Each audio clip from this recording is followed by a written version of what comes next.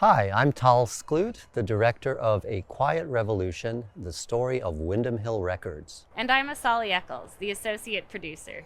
The film will explore the genre-bending history of a record label that developed a new sound and musical movement. In a world of accelerating technologies and a frenetic lifestyle, this music allowed for a sense of introspection, contemplation, and harmony. Your support will allow us to complete filming this feature documentary and bring it to audiences around the world. Thanks for watching and enjoy this sneak peek of the film.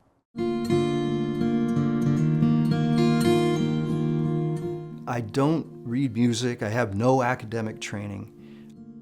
All I have to rely on is emotion and trying to connect with my heart. We were a definition. People called it Windham Hill music. So the name became a genre.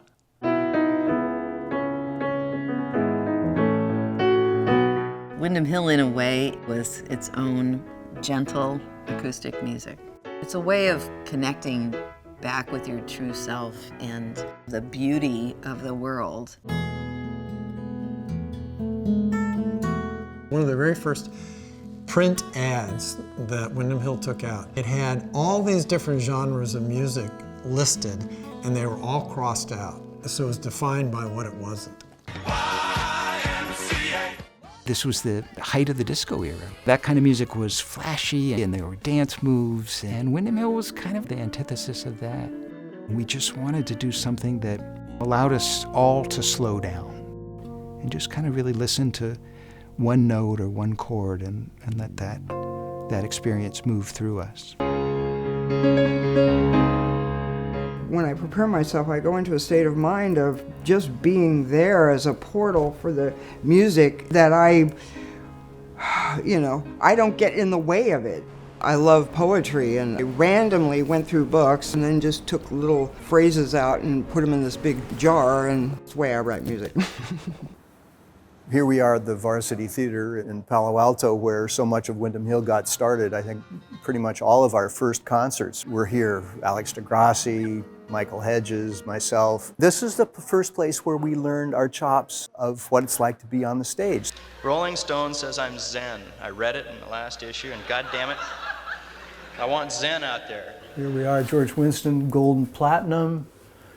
George did a lot. It was really the just personal taste of Will Ackerman, recording musicians that he liked, which is an extremely honest way of doing it. There's sounds that I need for this particular song. The subconscious will take you there. Usually at the piano, something just kind of emerges and well, it reminds me of Eastern Montana in October or something. And if it has a picture with it in my mind, then it stays around. I was thinking about my childhood in this town, and I was thinking about the high plains, I was thinking about the landscape.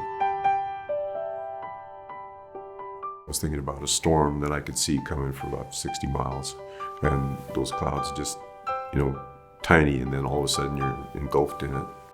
We all had an appreciation for taking care of that place. Those kind of things inspired us when we were writing music, for sure. At that time, there was a huge back to nature movement, the Whole Earth catalog. Everyone was moving back to the land, and music that gave you that feeling that you have when you're out in nature. Sometimes a whisper is the greatest way to get somebody's attention. So this idea of tying it to nature and the stillness of being in a forest was certainly an antidote to how fast life was moving. When my daughter, who's our second child, was to be born, when we went into labor, we made sure to bring a couple of CDs, and the first one was An Evening with Windham Hill Live. And it was just what we wanted to bring her into the world to.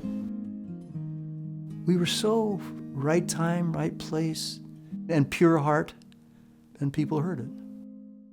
Let me tell you why we came to Kickstarter. The story of Windham Hill Records has to be told truthfully, and the best way to do that is to be independent. We also want to reach a community of people who get it.